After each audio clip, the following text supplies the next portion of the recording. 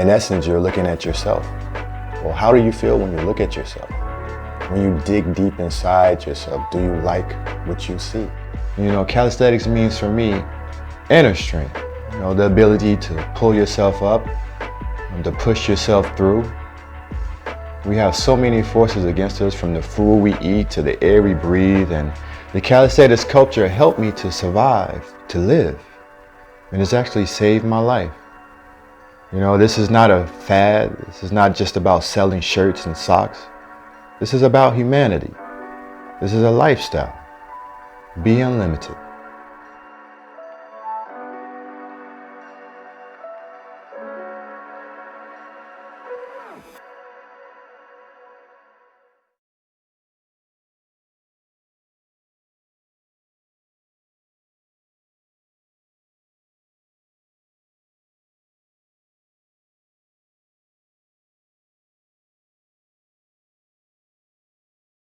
Know y'all waiting on this one. Mr. Q Friends, 155th. What up, brother? Yeah. Yeah, man, it's good to hear you here. BX Harlem, I lived in every borough. No doubt. But you know, Yeah, Bronx, baby. yeah, no doubt. Right across from that Yankee Stadium. When it comes to this calisthenics thing, man, you already know what it is. Brotherhood is in the building. Good. Man, pushing weight is in the building. Yeah. Q Friends is in the building. CCA in the building. Oh, man, yeah. We're going to talk about that, too. That's a great thing. So we just wanted to give a little shout out. I'm playing right now, Rough Riders Anthem remix that was on, I think, yeah, Clue, as you said, Clue. Back in the day, yeah. Clue was the man back in the day. He used to always remix all the big hits. And so, you know, drag on, chop, drag to the dash on. He was, you know, that's BX. Y'all don't even know what Clue doing right now. You ain't been hearing from Clue? I ain't Man, collecting old money. You know what? It might be. You know, he's been like chilling right now. I wonder in this current climate of, you know what's going on out here, how he's making out. The music industry, period. It's like, it's different. It's real different. I always say that the artists, producers that you don't hear from are sitting back comfortable. That's what we would like to think. The one that's not on the verses. Yeah. Shout out to the verses. Facts. You know what I mean? By the way, ladies and gentlemen, you are tuned in to the Wingate World Experience podcast on WWEP 71.8 on your radio dial. We thank you for tuning in. We hope you enjoyed this audio journey. Now, as you know, if you have been tuning in for quite a while, this is a calisthenics / music / health and wellness podcast. And once again, we just can't introduce you enough, brother. We have one of the, let me turn this down right now. One of the, for me, one of the most important figures in not only just the calisthenics community in New York City, but just as a whole. So once again, we want to thank you for making the trip.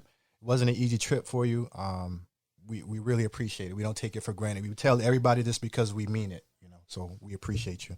I appreciate you calling me, being here. And, you know, since we had the conversation, I said, whenever you call me, I'm ready to go. Man. It don't matter. Yeah, see, this is what a lot of people, I tell people all the time, man, a lot of the guests that we have on here, this has been in the works for a year or two, at least, maybe even 2 years. I remember coming to Q.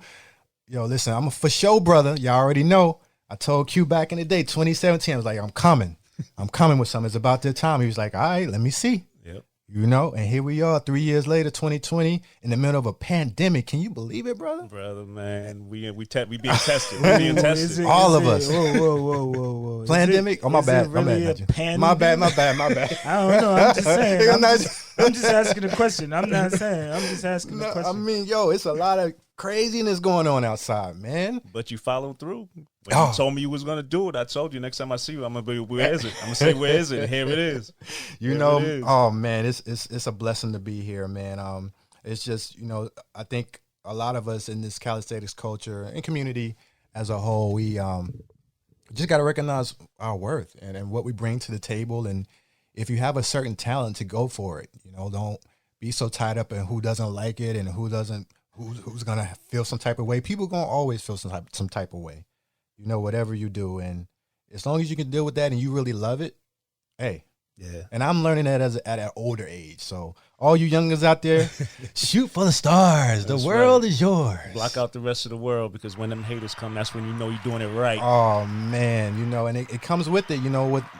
There's that saying with Spider-Man, with great power comes great responsibility. Absolutely. We all come with power already, though. Mm-hmm. Especially when we got that melanin in our skin. So listen, the strength is there. You do what you will with it, but know that you own it. You have it. It's in you. So. But yeah, enough of all that, yo. Let's get to you, Mr. French. Let's go way back. Where does your story begin? Those of you that are familiar that may not be, you in the Navy once upon a time. Do you want to start there, or what is your journey? No, it starts way before. Okay, that. let's start where you want to start. It starts from St. Kitts, man, Basse-Terre. Oh, that's where it starts, in British West Indies. Big up. Island boy, man. I was in love with basketball because my uncle played basketball, which is funny because in an island like St. Kitts, soccer, football, is the main sport in those islands. So for him to play basketball and play for the national team was different. And he played for the national? Yeah, he played for the national team. They won championships and everything. Wow. So in St. Kitts? Yeah, in St. Kitts. So when I was learning to walk, he would bring me out to the basketball court at halftime and dribble the ball, because I knew how to dribble the ball as a little kid.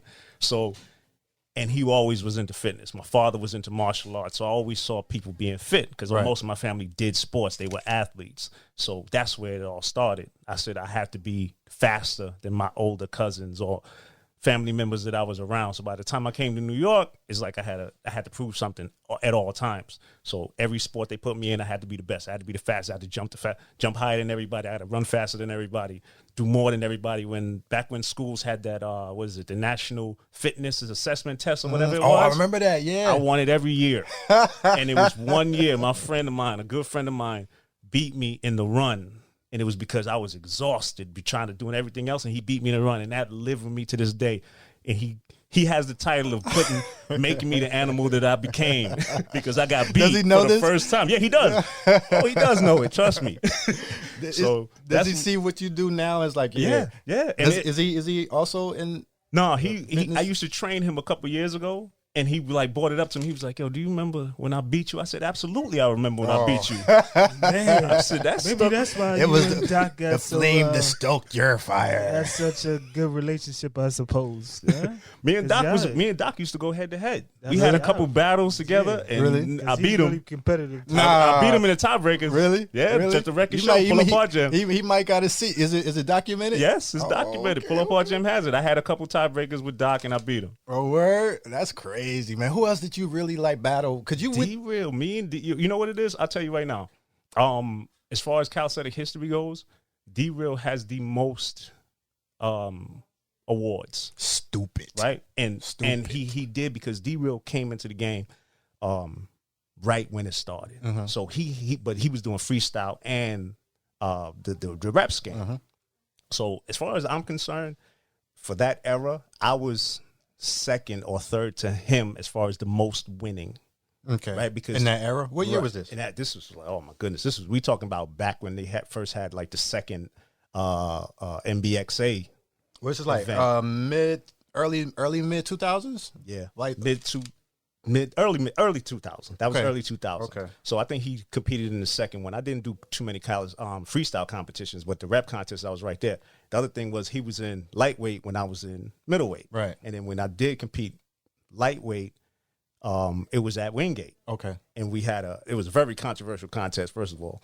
And then the second year, I had to Doc made a 40 and over contest. Right. So he was like, "Yo, you could just do the 40 and over." I was like, "Nah, I'm not satisfied. I want to do my weight class and the 40 and over." And I won in both. I actually got second place in the 40 and over, another controversial contest. Listen, you know how it was at that point in time, man. Controversy was. I'm not known for competing in nothing but I think I participated in that one because it was too much. No, because we did malarkey and tomfoolery. Yes. No. But I mean, you gotta give effort where effort is due. No, but we're being, of course, all of it is positive. Yeah, in a nutshell. But competition is competition. Right. We must address, the little idiosyncrasies in it that are not always so, you know what I mean? That's the only way you get better. Right. You know, so yeah, there was a time where there was an argument after every competition. Yeah, I know it looks pretty on the videos and all that. And of course it is. It's beautiful, but there's always discrepancies. I mean, that stuff happens, man. Yeah. But but back to the history. Yeah. Yeah. So yeah, I mean, but my first start in calisthenics was a video that I put up on YouTube. Right. Because I always did calisthenics.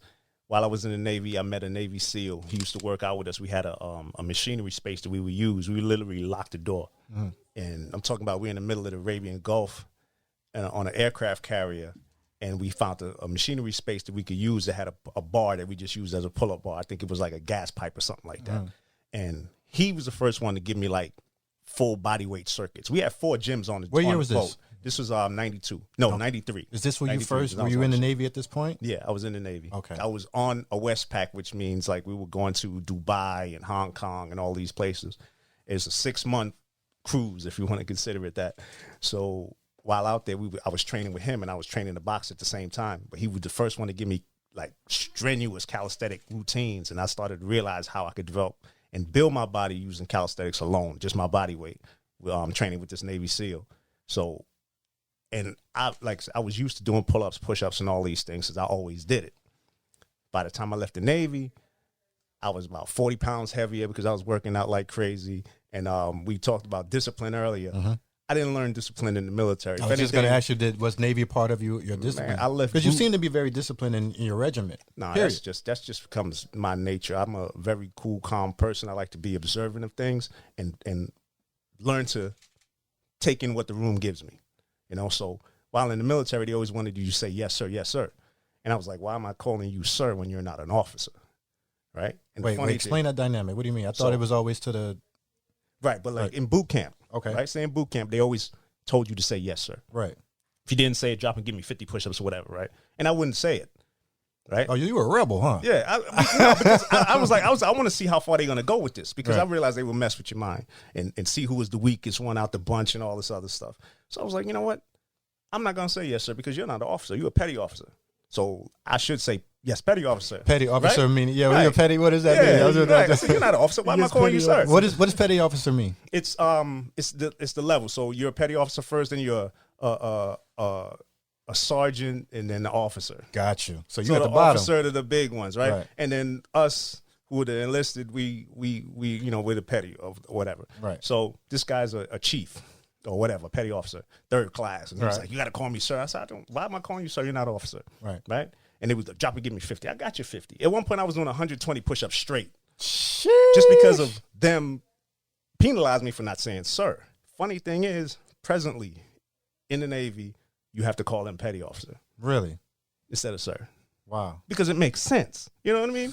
So that's interesting. So when I came home from the Navy, my mother was like, from boot camp, she was like, you gained a lot of weight. I gained like 40 pounds just in boot camp. From calisthenics? Yeah. From doing hundreds of push-ups, squats, and pull-ups, and all this other stuff.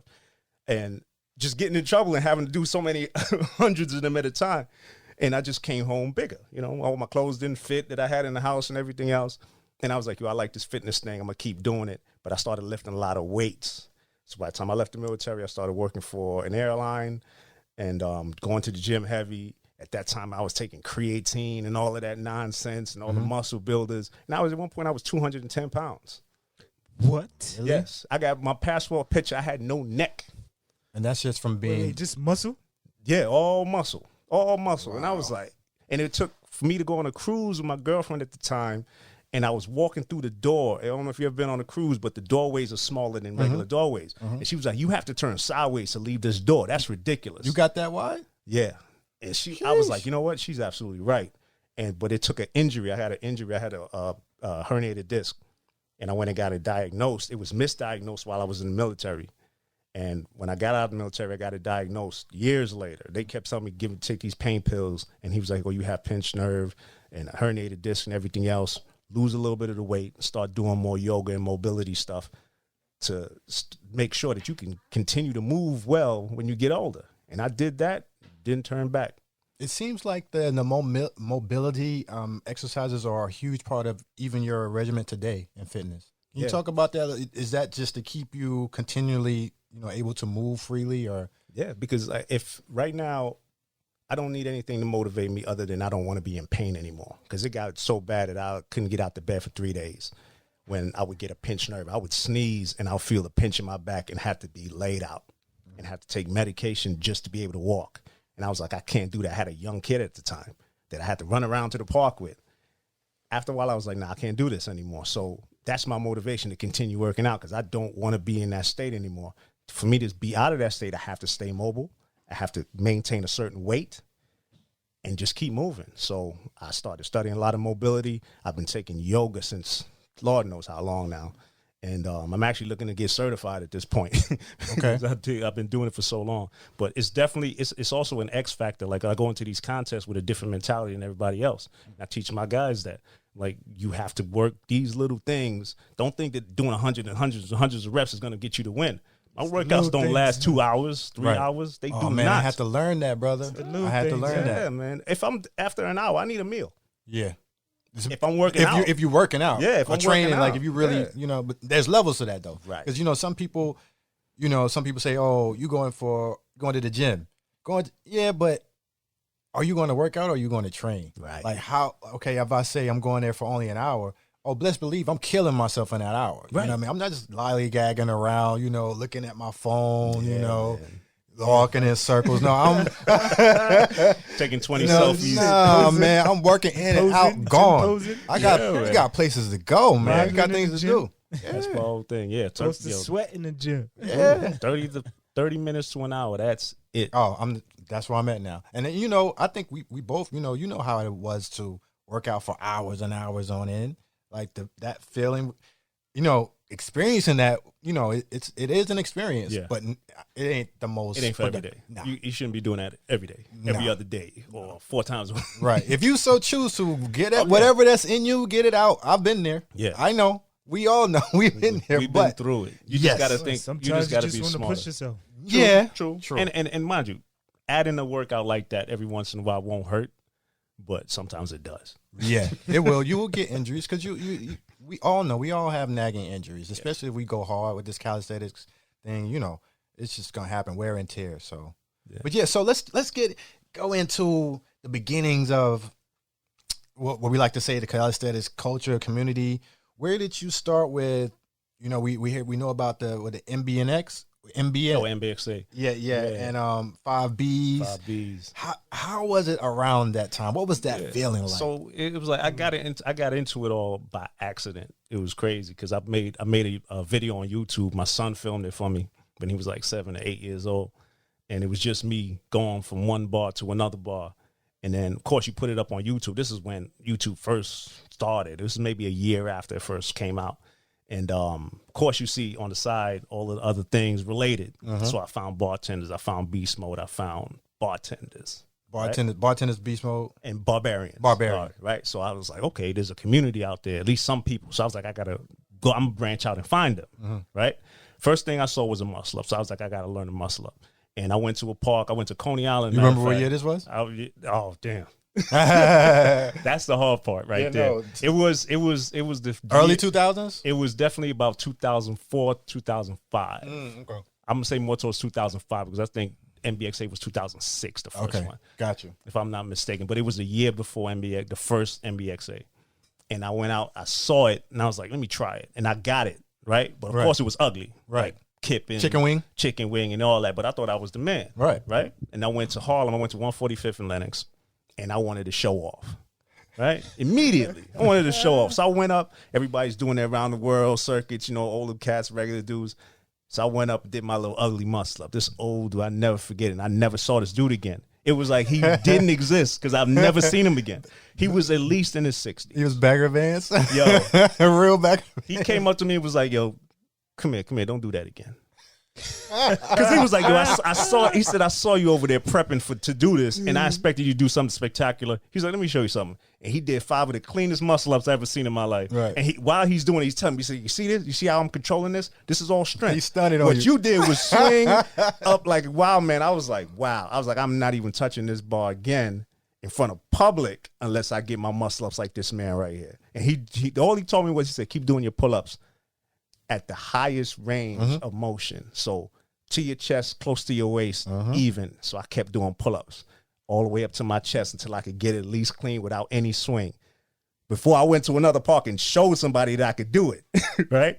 So during this time period, my cousin was starting to film me, do a couple muscle ups here and there. I started going to a couple parks. People started knowing me for doing a lot of reps, just reps. Like this dude could do a lot of pull-ups and his push-ups is clean and all that stuff. If anybody was doing sets of 20, I was right behind them. Like, y'all, whatever you doing, I'm going to try to beat you, right? So I was getting known for that. A friend of mine told me I need to contact George, who is hit from Calisthenic Kings. Yeah, shout out to George. Yeah, and always shout him out, man. Me and that dude used to live on the same floor. Oh, yeah? In the same building in the Bronx. He was on one end of the hall, I was on the other end of the hall. Calisthenics King. So I was like, damn. That's before you knew about him? No, I mean that's after after the fact. Yeah. Okay, my fault. Go ahead. So I didn't know he had Calisthenic Kings. I didn't know he was part of this community at all. So I went out and I was like, I'll probably run into him somewhere or somebody gonna connect me with him. I was sitting on a bus one day. He was on the same bus. And I remember him asking me was, yo, can you do a muscle up? And I was like, yeah. And he was like, yeah. And he was like, oh, you on the team? I was like, what team? And he mentioned me.